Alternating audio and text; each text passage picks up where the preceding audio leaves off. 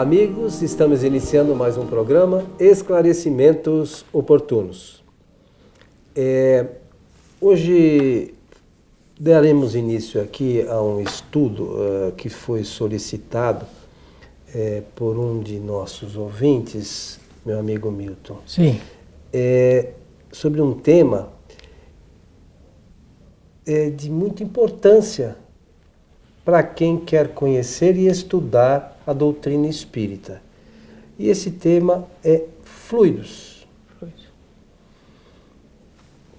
Tudo bem, Milton? Tudo bem, é realmente um tema importante para o conhecimento espírita e faz parte de toda a literatura espírita, dos 5 obras básicas, e também lembrar que no nosso curso Fundamentos do Espiritismo, com o nome Espiritismo agora, né? Nós fizemos 2 reuniões, 2 aulas para tratar dessa matéria. É longa, você selecionou, preparou 2 reuniões para isso. Né? Vamos fazer, acho que nós temos que separar pelo menos em 2 programas, para que a gente possa... Então é realmente um assunto de fôlego, todos aprendem, todos, absolutamente todos, a criança, o jovem, o adulto, todas as pessoas interessadas aprendem muito com esse assunto do ponto de vista da doutrina espírita. E você não vai deixar aquela saudação? Quero sim, aproveitar a oportunidade, agradeço a lembrança e desejar a todos que os bons espíritos nos ajudem sempre. Muito bem, o meu amigo Milton, esse capítulo de fluidos, ele está aqui inserido, é o capítulo 14 aqui do livro A Gênese de Allan Kardec, e é um capítulo bastante interessante, como todo livro, evidentemente, né? Para quem quer entender as coisas relacionadas a essa questão. Então, o que você acha, para começarmos, meu amigo, que poderíamos trazer para os nossos amigos com relação aos fluidos? Se você me permite, por favor, eu gostaria de começar dizendo o seguinte: Deus é o Criador. Quando nós afirmamos isto, em seguida, do ponto de vista filosófico, deve-se levantar a seguinte questão: em sendo Criador, o que é que Deus criou? Em primeira mão, dizer Deus criou, Deus como Criador, criou o Espírito e a matéria. O Espírito, para o Espiritismo, é uma indicação do ser inteligente. Os espíritos, agora no plural, são os seres, segundo o Espiritismo, que povoam o universo inteirinho.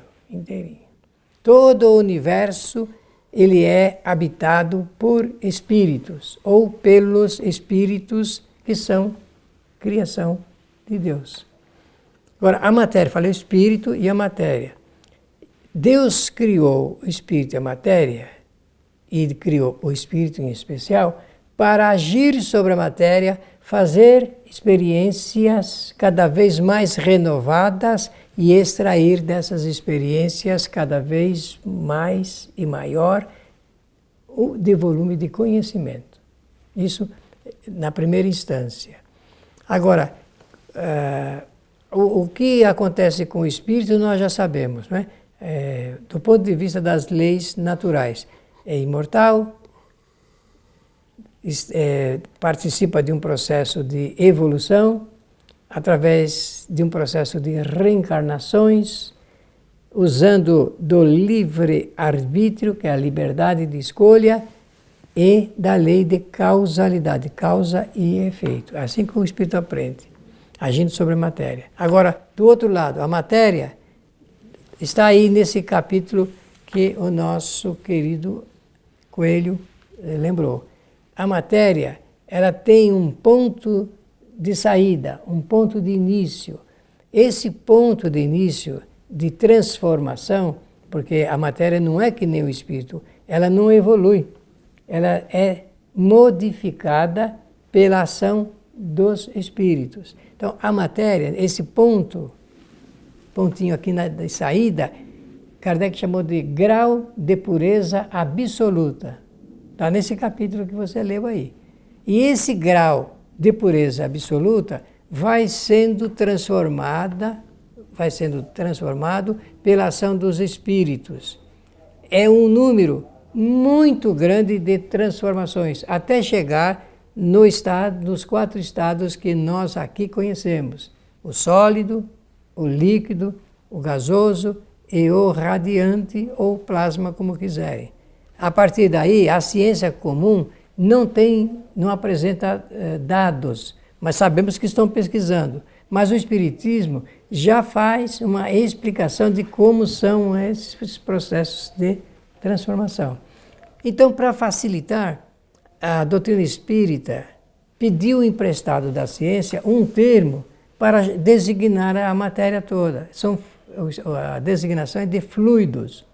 Fluidos nos mais variados estados, desde sólido, líquido, porque a ciência faz experiências, experimentações e mostra essas mudanças todas. Então, até chegar no grau de pureza absoluta. Então, quando nós usamos a palavra fluidos aqui e na doutrina, nos livros de Kardec, nós estamos querendo dizer, chamar todo o processo de modificação da matéria. Fluidos, no sentido geral. E como você mencionou, essa é uma das partes da criação de Deus. É o Espírito e a matéria. E a matéria. Né? A origem do fluido é o fluido cósmico universal. O Espiritismo chama, assim, fluido cósmico universal, para dar pelo menos uma ideia. Um ponto de partida. Um ponto de partida, né? Mas no fundo é a matéria, que nem diz Kardec, no seu grau de pureza absoluta. Ele chama pureza absoluta porque ainda não tinha começado aí esse momento de modificação. Então agora eu vou dizer o seguinte: eu não sou físico, não tenho autoridade científica nenhuma.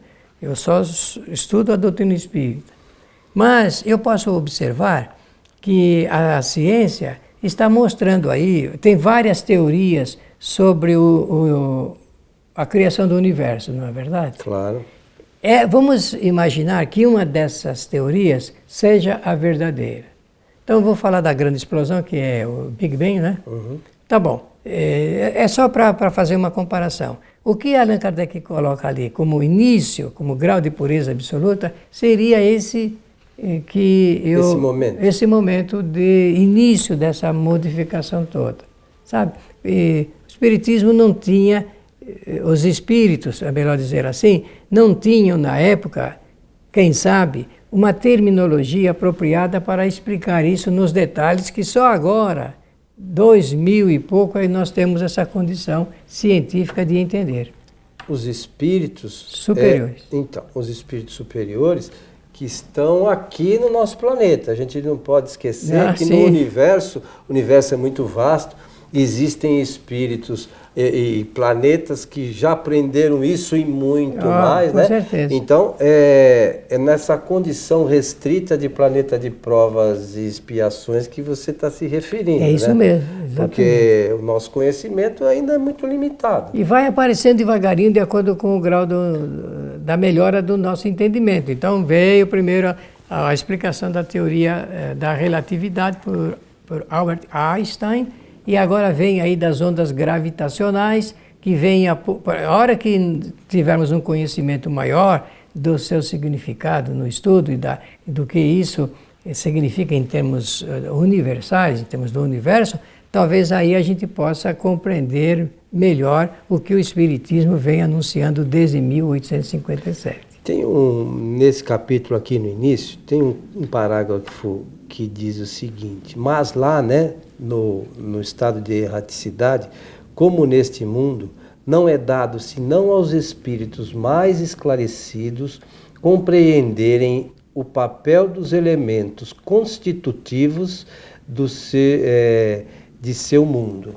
os ignorantes do mundo invisível são tão incapazes de explicar os fenômenos de que são testemunhas e para os quais, com frequência, concorrem maquinalmente, quanto os ignorantes da Terra o são para explicarem os efeitos da luz ou da eletricidade, de dizerem o que vem, o que houve.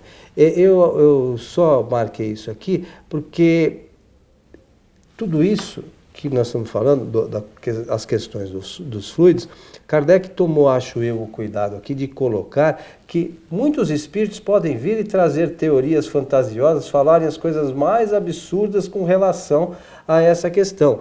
Mas só os espíritos realmente superiores podem trazer uma informação para a gente confiar. E para isso Kardec fez lá o controle universal do ensinamento dos espíritos, para que não houvesse risco de incorrer em erro, né, Milton? Isso mesmo. E assim mesmo ele aproveita algumas ideias de alguns espíritos tidos e foram como cientistas para mostrar como é que eles pensavam naquele determinado momento.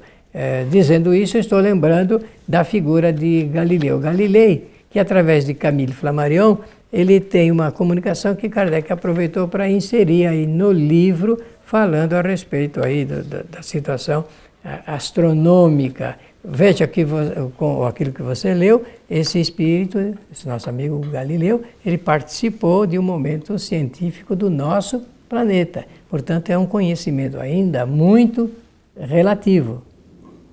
E dista 300 anos, 300 e poucos anos, desde a época em que ele atuava, e ele mostrou a primeira luneta que ele construiu, 1609 para 1857, então são 1.300, 1.800 e 500 anos, né? Mais ou menos isso. E aí ele mostra uma relativa compreensão de muitas coisas que aconteciam e é passível até de alguma crítica científica por parte daqueles que conhecem mais. Ah, claro. Mas a gente vê que ultimamente, isso que você está falando tem muita relação talvez com o que aconteceu depois de Kardec para os dias atuais, que a evolução científica foi significativa. Então hoje os recursos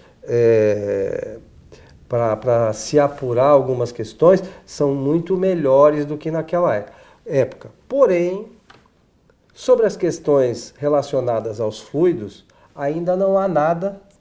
A ciência, do ponto de vista da Terra, não tem ainda um avanço maior.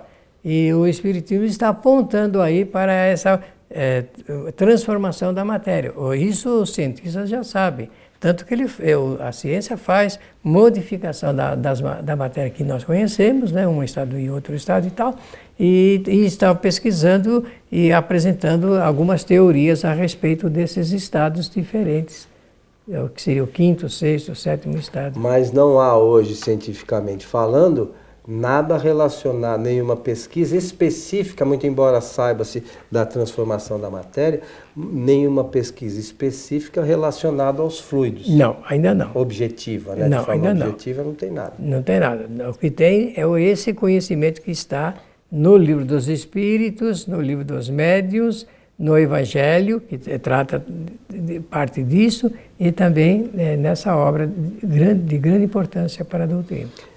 Bom, e os fluidos, para que servem? Muito bem. Conforme nós estamos vendo, então existe essa modificação da matéria. Kardec vai assinalar de que o conhecimento sobre os fluidos é de capital importância para nós entendermos um sem número de fenômenos que acontecem na nossa vida. Até a vida mais ordinária nossa, não é? Por exemplo, conforme nós sabemos, a finalidade dos fluidos para o Espiritismo é servir de canal condutor do pensamento. Por quê? Porque nós pensamos, porque o pensamento é um atributo essencial do Espírito, e ele, com o pensamento, ele age sobre os fluidos. Se eu quiser mandar uma mensagem telegráfica através do pensamento para você, aonde você estiver, eu vou usar, fazendo isso, eu vou usar da incidência do pensamento sobre os fluidos, e são os fluidos que são direcionados e fazem um encaminhamento dessa mensagem que eu quero passar para você. Então, o fluido é o meio condutor das informações. Das informações. Então, fique imaginando, imagine, você uma vez, em uma das palestras que você fez aqui na nossa casa, você falou que, em média, cada ser humano produz 60 e poucos mil de pensamentos. Mais de 60 mil pensamentos. Diários. Então imagine como é que as coisas ocorrem à nossa volta, cada um de nós pensando 60 mil coisas por dia, encaminhando os fluidos para lá e para cá, cada habitante do planeta. Isso é difícil para a gente compreender como é que é essa mecânica, né? É verdade, realmente não é meio complexo para o entendimento. Agora, vejam que coisa interessante. Se não é fácil entender, por outro lado, nós usamos disso na prática com uma facilidade muito grande. Sem nem saber direito como é que funciona. Né? Assim como eu tenho certeza, à noite as pessoas chegam em casa, ficaram o dia todo fora de casa, chegaram e a primeira coisa que fazem em casa é tocar um botão com o dedo e desse toque do botão com o dedo a gente acende a luz. Tenho certeza, ninguém que faz isso entende, a não ser os cientistas, ninguém entende da produção da energia para o campo da eletricidade lá da usina. Ninguém entende. Não, começa da falta d'água, né? Faltou água, não vai produzir. Então, né? Então, a gente não entende dessa engenharia toda, mas sabe usar. É a mesma coisa o espírito em relação aos fluidos. Não entende, porque isso aqui é uma engenharia do Criador, né? Tudo é benéfico para o espírito, não entende nada dessa engenharia soberana, superior, mas sabe usar, porque isso já faz parte da prática do espírito em relação à sua ida e vinda nas encarnações. E o uso disso, Milton, ele pode ser bom, mas pode não ser muito bom, né, por parte dos encarnados e também dos desencarnados, não é isso? Eu vou usar uma linguagem, ela não é muito adequada, mas eu não tenho uma palavra para, neste momento, substituí-la. A manipulação de fluidos, não existe isso aí, porque não tem mão, o espírito, né? Não tem. Mas é só para entender. O controle disso está na razão direta da superioridade ou inferioridade do espírito.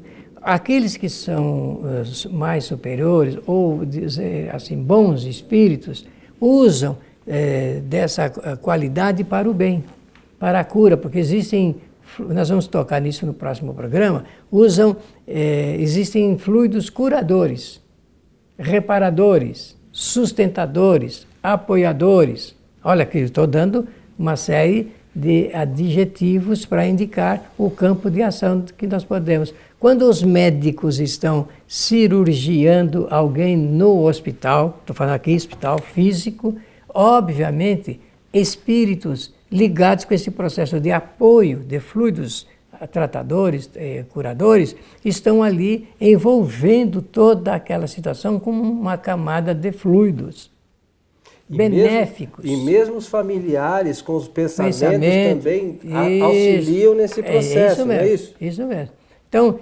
vejam que os fluidos fazem parte da nossa vida. A senhora, dona de casa, fazendo lá, colocando o arroz já com tempero para jogar a água, ela está envolvendo tudo aquilo com fluidos. Se ela estiver bem, ela está criando uma boa qualidade fluídica para isso. Quem faz um desenho, quem faz um trabalho de arte, os nossos técnicos aqui no estúdio estão envolvidos com essa onda fluídica, com suas câmeras, seus computadores e tudo mais. Então, aonde nós estivermos, existe ação dos espíritos ação dos fluidos de acordo com o nível de pensamentos das pessoas.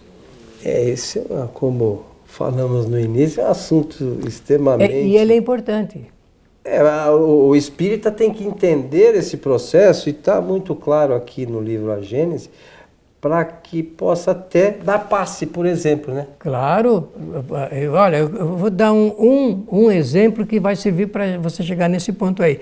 Uma pessoa tem uma entrevista de emprego para amanhã.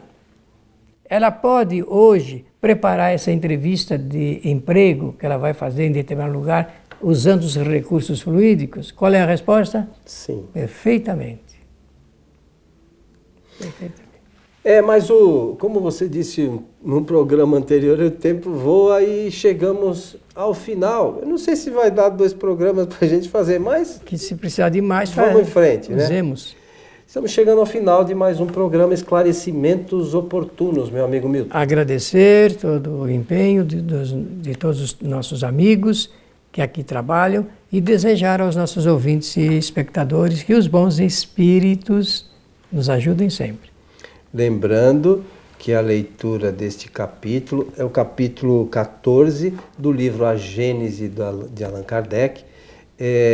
Você pode ler na íntegra, né? E no nosso próximo programa acompanhar e tal. E se tiver algum questionamento relacionado com o programa, mandar por e-mail para nós através do site kardec.tv. E nós aqui, dentro do nosso conhecimento, nós vamos procurar esclarecer.